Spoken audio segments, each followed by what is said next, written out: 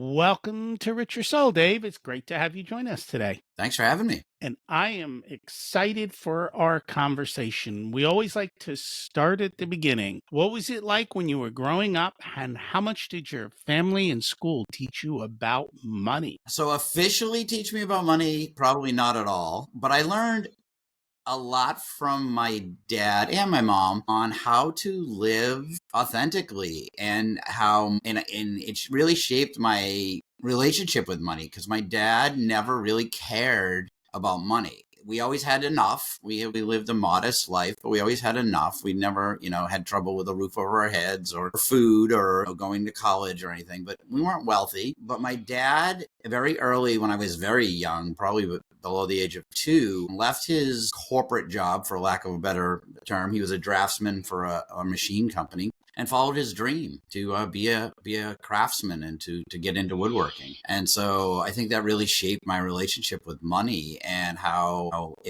doing what you love to do is more important than the paycheck that you get. It is, but you still got to make the paycheck. And trust me, it has messed me up for the rest of my life.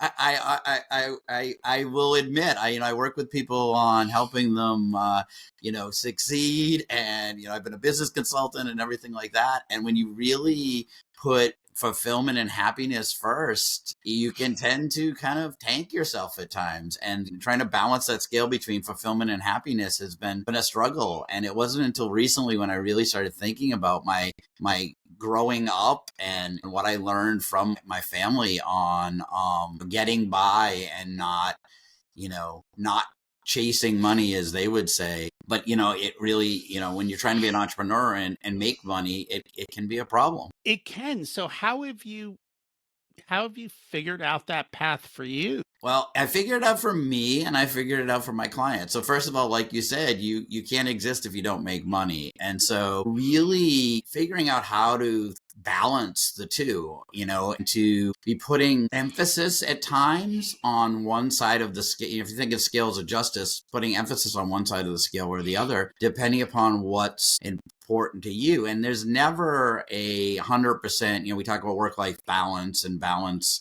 And there's never 100% balance. It's more of a counterbalance. It's making sure that you're paying attention to both sides. And there was many times in my life where I really did, put way too much emphasis on the fulfillment side of things.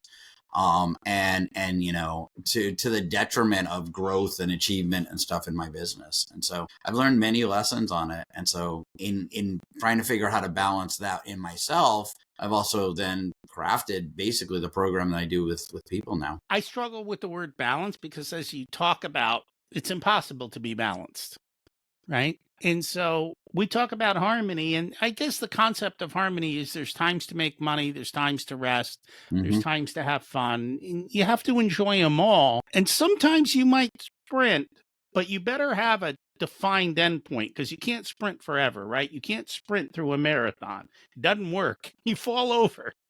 So you got to figure that out. And I don't like the word balance either. I call it a blend. You have to have a blend between fulfillment and achievement, and you have to know what that is. I use the scale because it's a really good visual. Because, like you said, if you put too much emphasis on one side, the scale's going to flip over, and so you can't forget one side or the other. There might be times where you're only putting little tiny weights on one side of the scale just to keep it from flipping over, because you need to focus on, growth in your business or earning period or whatever the achievement is, or, you're going for certain achievements in your life. But then there's other times in your life where, your parents are sick, or you have a sick child, or you yourself are sick, that you need to put weight on the other side.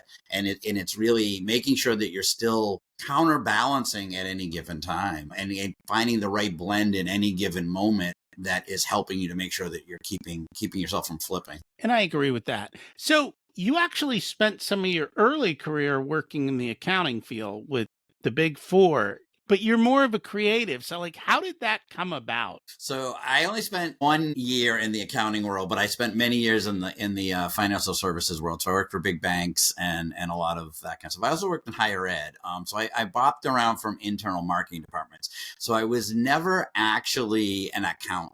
I went to a business school. I know enough about accounting, but definitely you do not want me to be your financial advisor or your accountant or any kind of financial stuff. I always say, I barely got a C in accounting and finances. I'm not your always, whenever I'm working with clients, I'm like, we're going to bring people who know this kind of stuff in. But yeah, no, but I know that world because I've often, when I was in the corporate world, I worked with accountants. I worked with people in the banking world, that kind of stuff.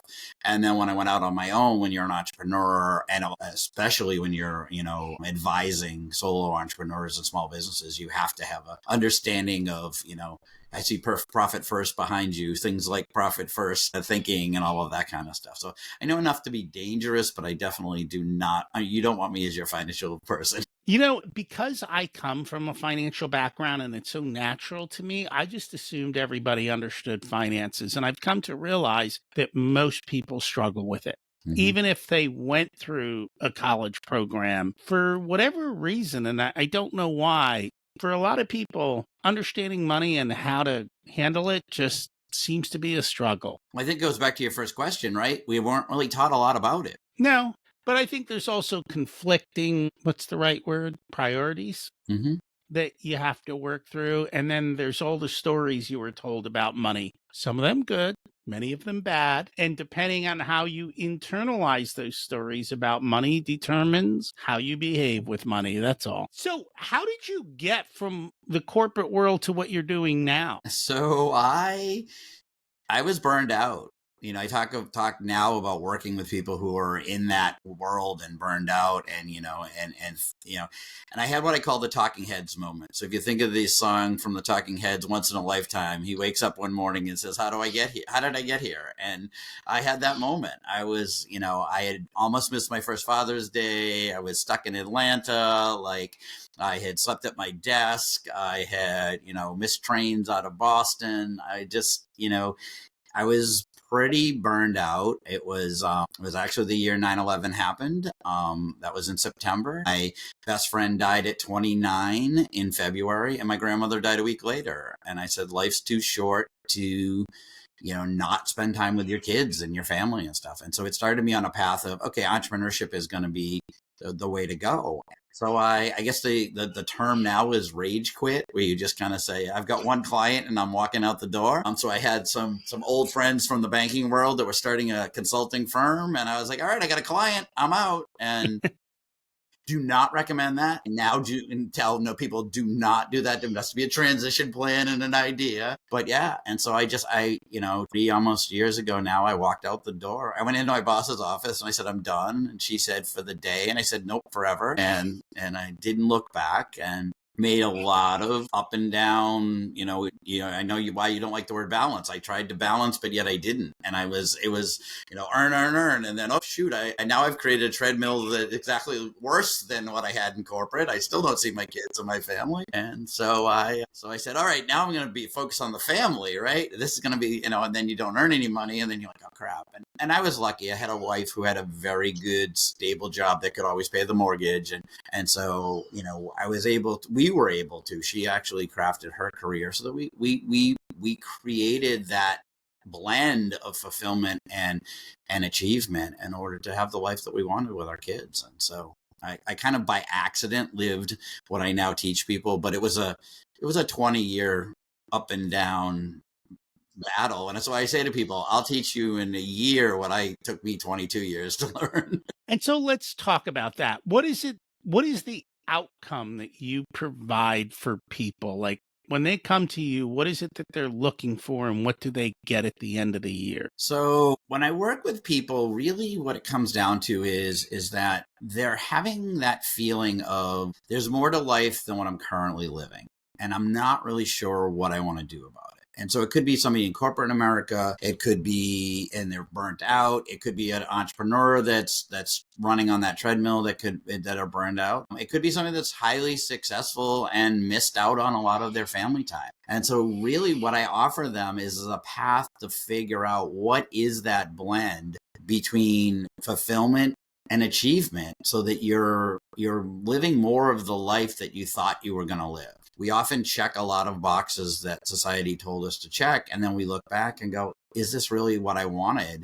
And I find a lot of people aren't living that life. And so it's coaching them through the process of really thinking about what's authenticity to me, what's a life for me, what are my motivations, what makes me happy, what makes me feel fulfilled, how can I start incorporating more of that into my life. And that could mean leaving corporate America and starting a business. It could be transitioning into a different career, transitioning into a different company that gives you more flexibility, whatever the case may be. But really, at the end of the year, working with me, they get closer to the life they want to live and hopefully a plan to continue and get there. Most people have made some sort of move by the end of a 12-month period with me. And some make it even sooner, like 3 or 4 months. When you look at the people who come to you, do they tend to be at one end of the spectrum or the other? Or Oh, is yeah. there a particular side of the spectrum that most of them tend to be on? They tend to be on the success achievement side. Their scale is weighted on that side. So they've risen up in corporate America and they've hit a ceiling maybe.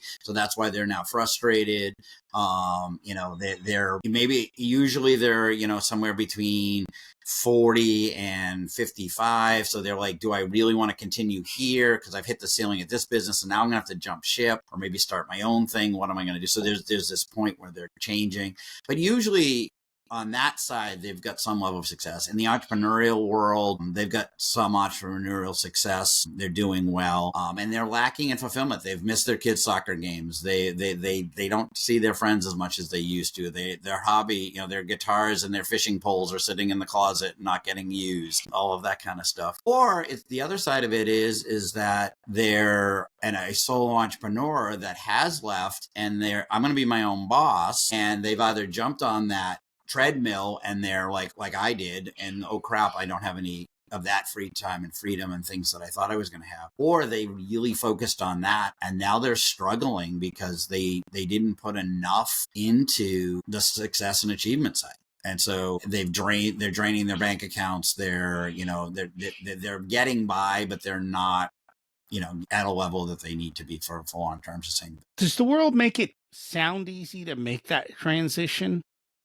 Oh, Because yeah. I find most people think that they can do things in 2 or 3 months that take 2 or 3 years. Well, I always say to people, it's like remodeling your house. It's always going to take longer and take way more effort and way more money than you thought it was going to. And so, yeah, most people think I know how to, and I don't remember, it was when you and I were in New York at the Speakeasy, but somebody said, you're not a CEO, you're a chief everything officer.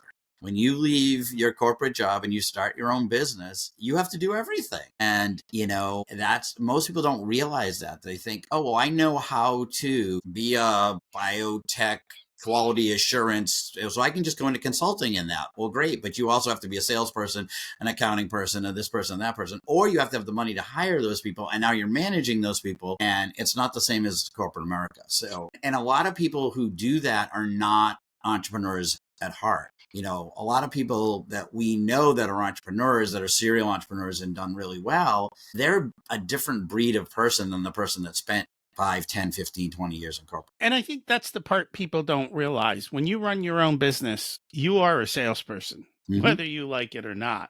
Yep.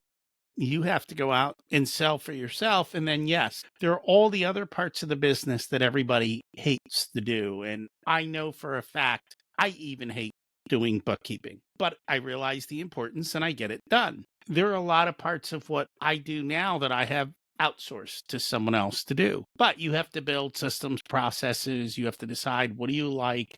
What can you let go of? And then learn that it's not going to be perfect and kind of work with that, which really comes back to the question of, what do we really want? And I find most people can't answer that question. And a lot of people are scared to answer that question. I don't know why. Well, the answer I always get when I ask people that is more money, because they think more money will solve all the problems. And while money is important, it's a vital resource, it doesn't, to go back to that scale metaphor I have, the more money you pile over there doesn't give you more fulfillment. Like, you have to figure out how to use the money to free up your time, to take bookkeeping off your plate, to hire a salesman, whatever you need in order to make sure that you're now carving out that time. And that's a lot of what I do with people is okay, so what does that look like? and not what society told you you wanted, not what your mother told you you wanted. What do you want?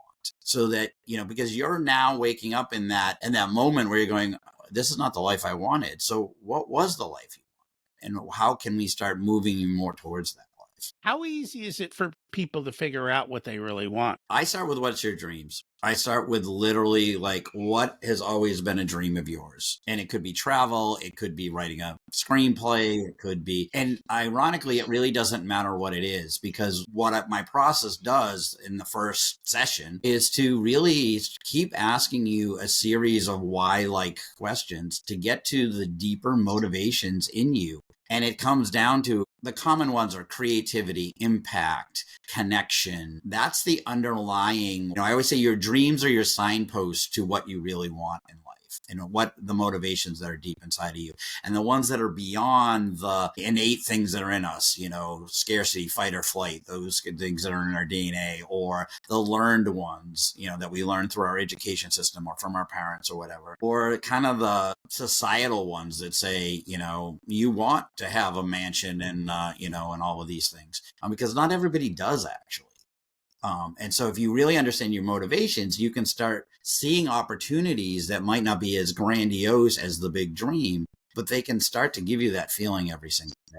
Do people really know what they want? Because, like, people say, I want to travel.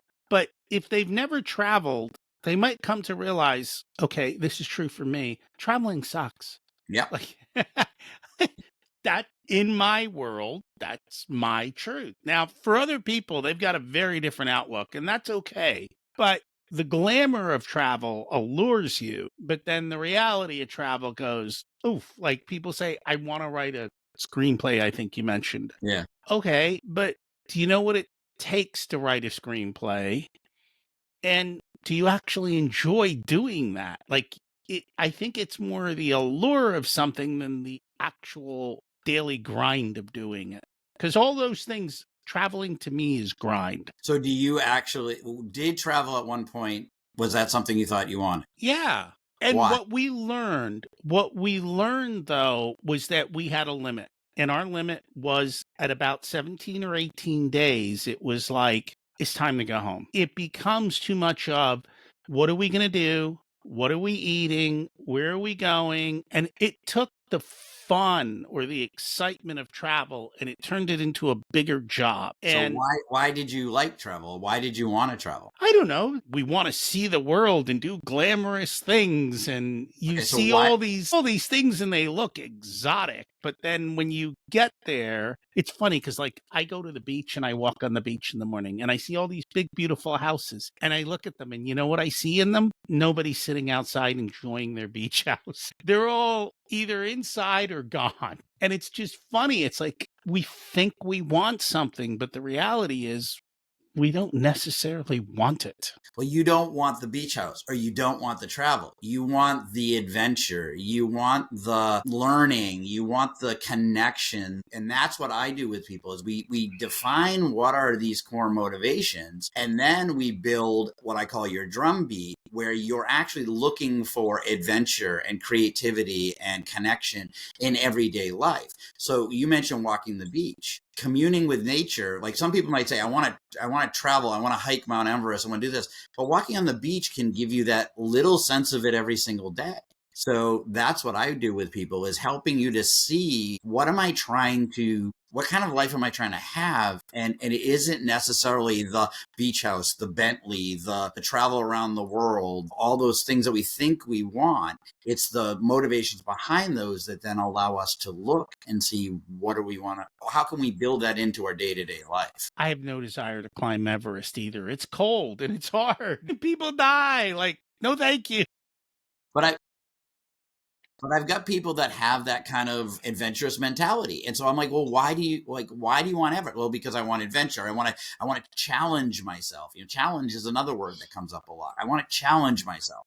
Okay. But you can challenge yourself. You could run a triathlon. You could sit outside in the cold for until you almost freeze. Like there's lots of ways to take that challenge, to challenge yourself physically and mentally. Is the challenge a dopamine hit?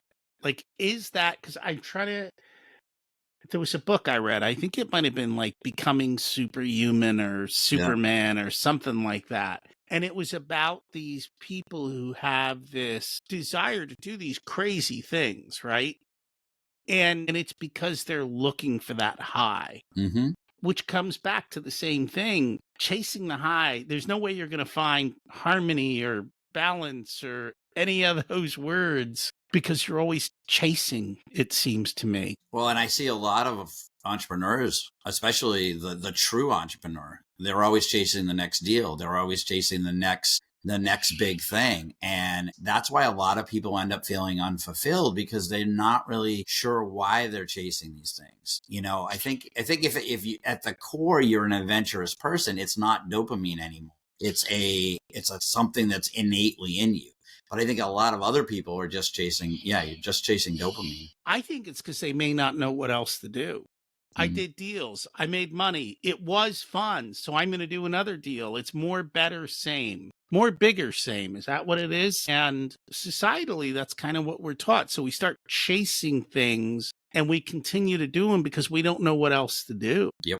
And that's really what I help people do is what's another way to fulfill that and stop chasing that one, you know, because, we get in this, we're taught that you learn, earn, and then enjoy, right? So there's a period in your life where it's all about gaining your skills, gaining your degrees, gaining your knowledge. Then there's this big earning period of time where if you're lucky, you get a couple weeks vacation and then you get the cash out, retirement, the company goes public, it gets bought by Google, whatever the big cash out is. And now you get to sit by the pool or golf, and I know somebody who sold their company recently and he sat by the pool for like 2 weeks and then he immediately went and started another business because that's all he knew. He's like, yep, that's all I know. And I'm going to do it again, and it's like, but what else could you do? Like how do you utilize it? And that's why really digging deep and finding out what some of those motivators are and trying it in everyday life, trying things that fulfill those motivators. So, is adventure really a core motivator or is it just a dopamine hit? And, I've had some people that over the course of 3 or 4 months of working with them, those things that we put in their drumbeat aren't really resonating with them anymore. And we change them. Do you see that a lot? That what people think they want after trying it out and spending time start to realize that's not it? That, or there's a deeper version of it. So we start somewhere, we just changed one with one of my clients this morning. He changed it to impact because what he was realizing is that impact was far more important than creativity and some of the other things that he had. And so, but it took a while for him to really trying to build more creativity, more stuff. And then he's like, no, I think it's actually, and I actually said it to him. I'm like, listen to what you're saying right now. Impact is one of your true motivators. Let's put that in there for a little while and see how that feels. And over time, we're going to change and morph. But if we kind of know where we're trying to head, then we can set our trajectory on a daily basis, our actions every single day to try and go after that. But if you don't know what you're trying to get to, you don't know whether you take a left or a right out of your driveway. You can't steer until you move. And so you got to get moving, even if you're going the wrong direction. Yep. But if you'll go around in circles, if you're not trying to head towards something. It's because there is a study that said that people, and now the Mythbusters actually did it. They blindfolded people. Humans will go around in circles if it's like this innate thing in us. We actually end up just keep going around in circles if we are blindfolded and don't know where we're going. Interesting. Yeah, I have heard that, especially when people are lost in the woods. Yeah. Which is why they're always usually pretty close to reality, but they can't see that they're that close, and so they miss it. So when you work with people, what's kind of the first step? How do we begin this process? What's your dream? Everyone's dream is to win the lottery, right? Like, I ruled that one out. It cannot have anything to do with money. And it doesn't matter. I had a guy who wanted this certain sports car, and we dug, and we ended up finding out that having the sports car represented him making his parents proud. Mm-hmm. It wasn't a sports car. He doesn't need the sports car. He was named 40 under 40 or whatever. Like his parents are already proud of him. but he was fixated on the sports car because it was a tangible item, because his parents were immigrants. They'd come to this country. They had made all kinds of sacrifices. He, early in his life, worked in the same factory as his dad, didn't really seem like he was getting along. Further, the whole American dream, better than your parents thing. And so the sports car became this fixation of making it. But that wasn't what it was all about. It was really about honoring his parents' sacrifice and making them proud that he had made it in life. Have you ever found somewhat the opposite of that, in the sense of, let's take that same scenario, but the parents have never expressed that sentiment towards their child. And so the child is always looking for the blessing that never comes. And so then things get way out of balance. Oh, yeah. And to be honest with you, he then had the discussion with his parents and found out that they were extremely proud of him. But hey, they had never said it, which is why he was still fixating on the sports car.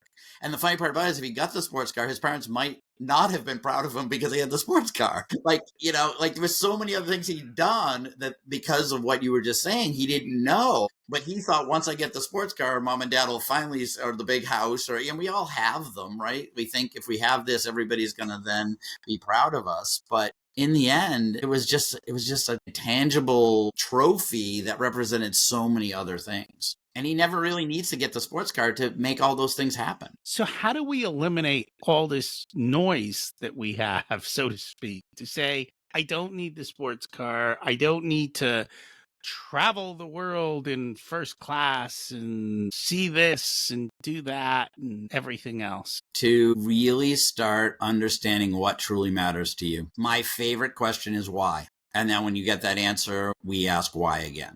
I mean, I don't just say why, because then you end up sounding like a 3-year-old, but a series of why type questions. And there's a study that says you have to ask it 6 times. And I've heard that. So what do you say besides why? Well, why is that important to you? How come that has always been something that was foremost thought in your life? You play off of how they answer the last why question. I've got a series of ways I can say it, but more importantly, it's just piggybacking on, well, why was that the answer to the last why?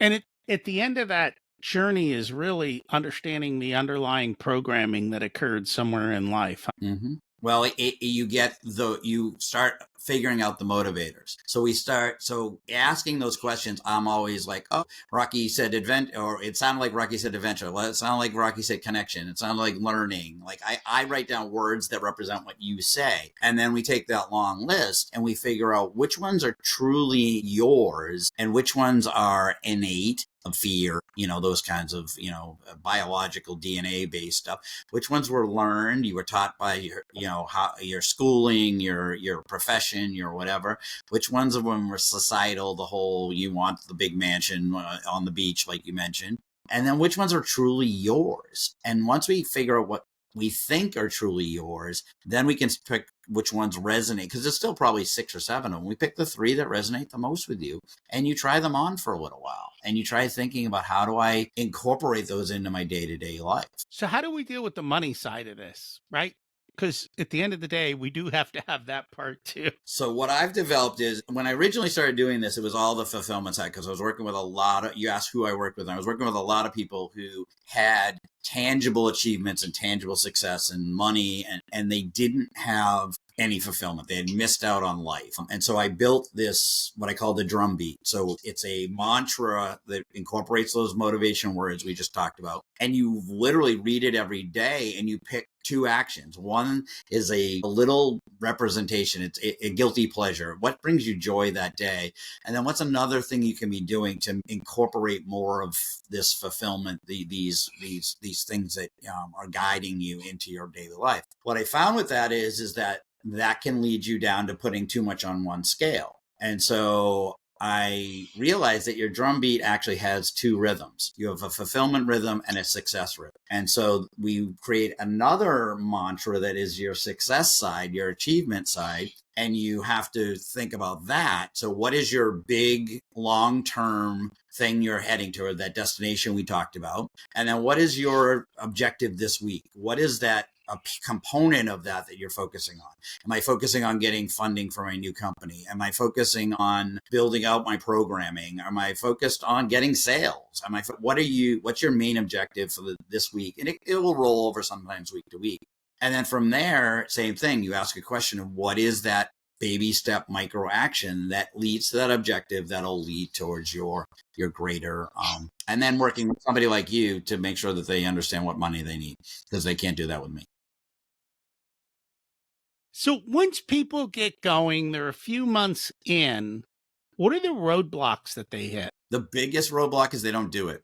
Gee, there's a concept. My biggest challenge is the biggest successes are the people that actually read the mantra every day, to understand what their big objectives are and to pick actions. Because taking, like you said, if you're not moving, you can't get anywhere. So the people that don't take actions, that's the biggest roadblock, is they are not following the program. Beyond that, then it's, imposter syndrome, fear, like all of those other motivators start creeping back in, and you start worrying about all of those other things and not following what's truly authentic to you, what you need to have the achievements you want, what you need to have the happiness, the joy, the fulfillment in your life. And you start listening to everybody outside of you. And, especially if you're married or, you've got a business partner or whatever, there is a give and take. So I'm not saying that you're like completely selfish and like it's just about me, but you have to have a level of self-motivation where you're trying to fulfill what's going to get you what you want. Yeah, struggle is not the right word. I've always been, I don't know the right word. I'm just amazed at the amount of people who don't take action. It just blows my mind how few people will just show up and take one teeny step every day consistently. And yet, time and time again, I'm just amazed that it doesn't happen. Success comes from taking action.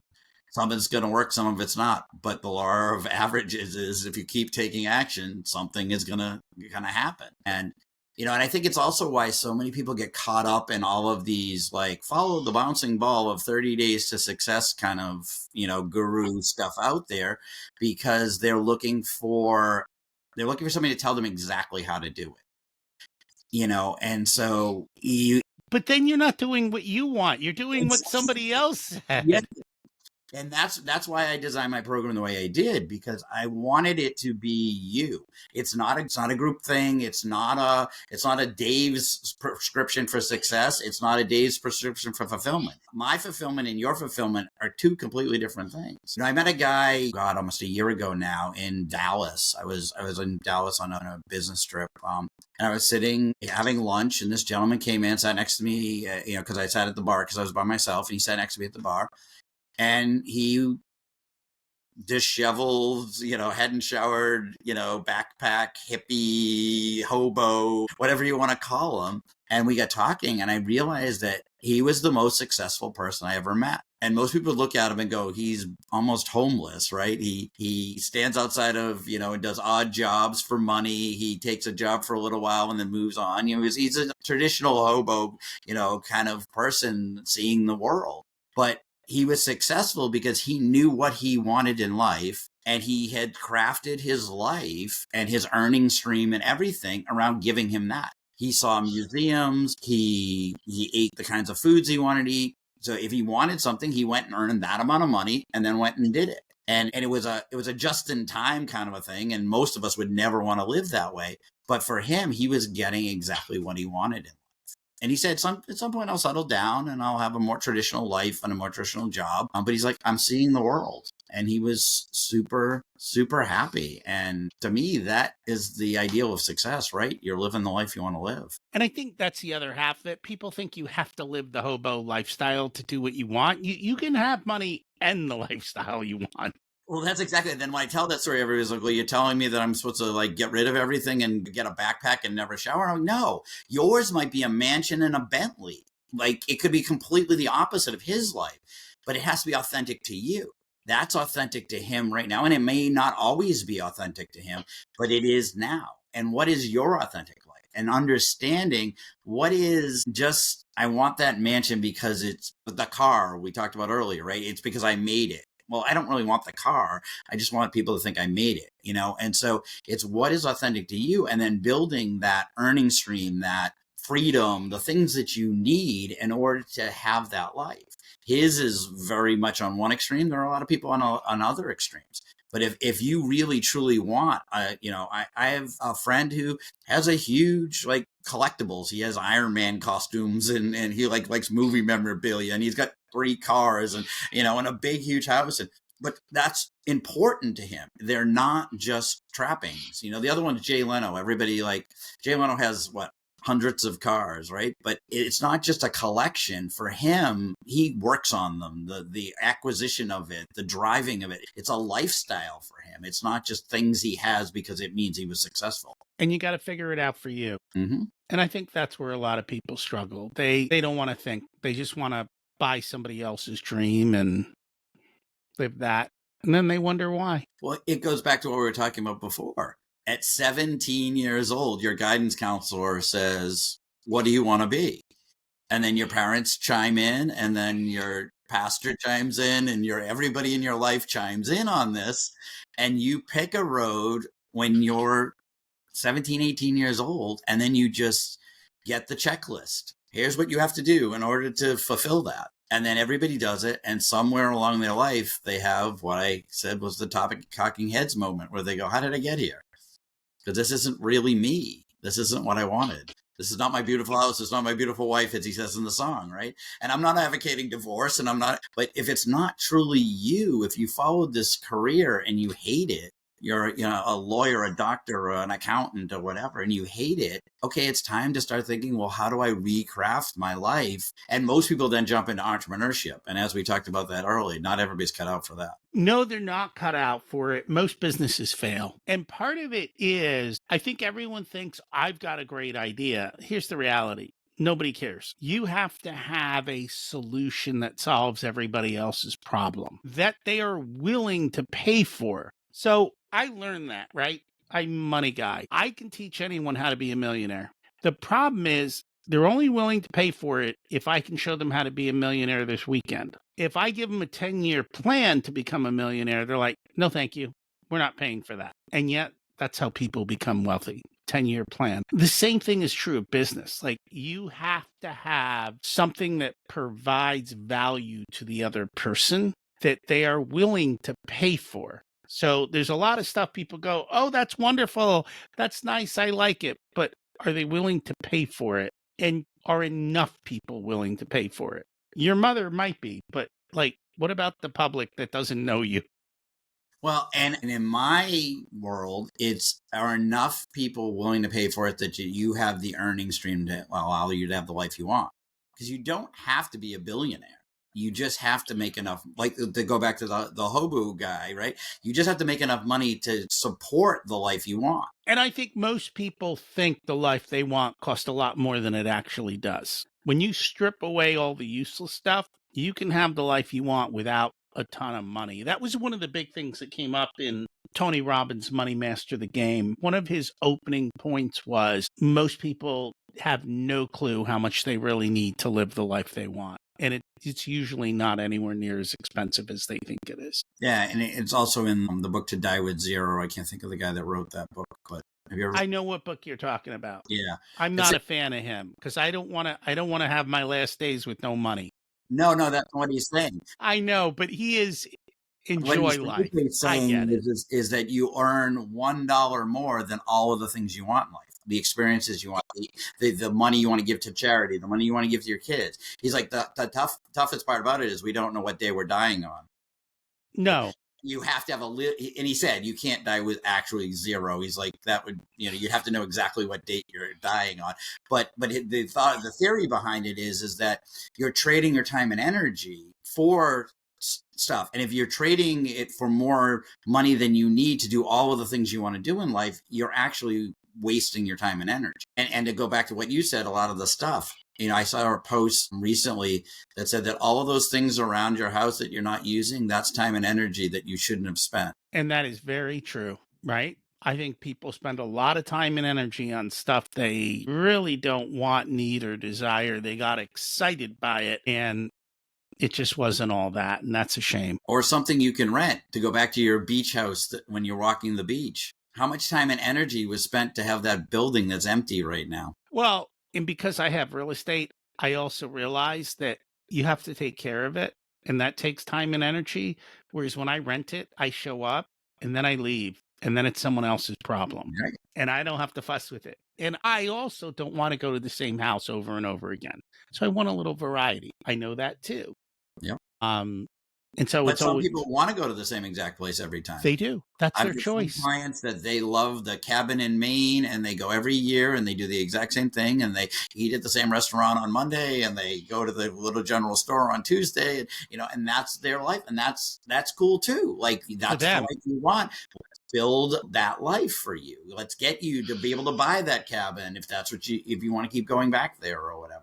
For other people, it's like, shoot me now. Like, I don't want to do it the same Groundhog Day. I don't want to say vacation over and over again, I'm with them. It's Groundhog Day. Well, thank you, but no like, thank you. Like, I would much rather go to a whole bunch of different places. And it doesn't even have to be far.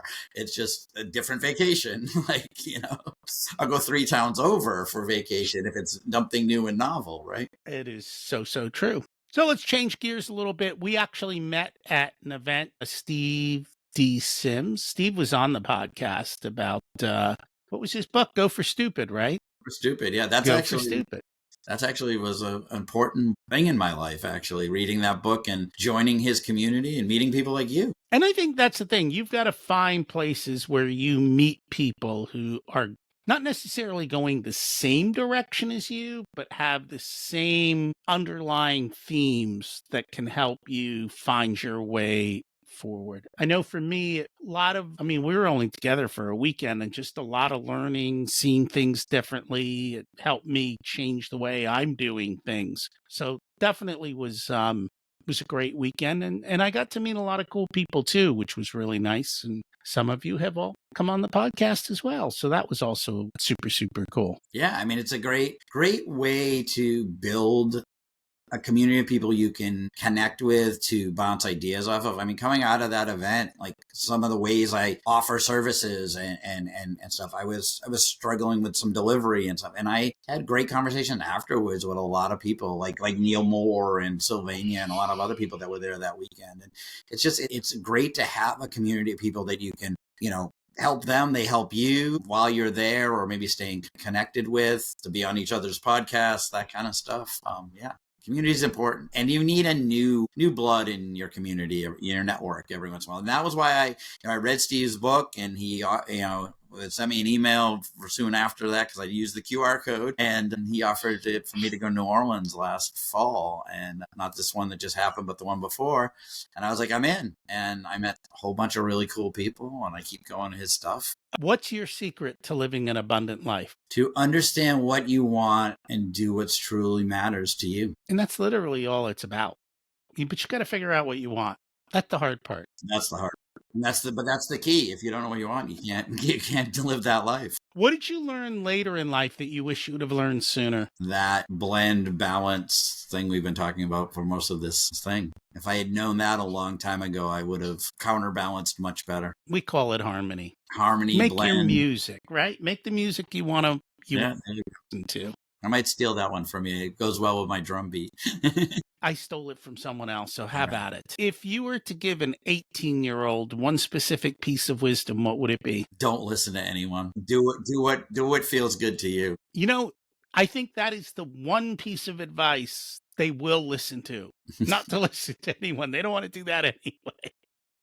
But they end up doing it. Like at some point, we all succumb and we listen to, you've got to march to this beat of this drum, and we pick the band we're marching to, and then it's not our own drum beat, it's somebody else's drum beat. So true. If people would like to learn more about you or get help for themselves, where do they find you? thefocusturbine.com. And we'll put that in the show notes. Thank you so much for joining us, Dave. Thanks for having me. Thanks for checking out this unedited video of the Richer Soul podcast. You can find the full episode along with all the back episodes at richersoul.com. This podcast is brought to you by Profit Comes First, where we help business owners to have a more profitable and growing business so they can live the life of their dreams. Check that out as well wherever you listen to all this content.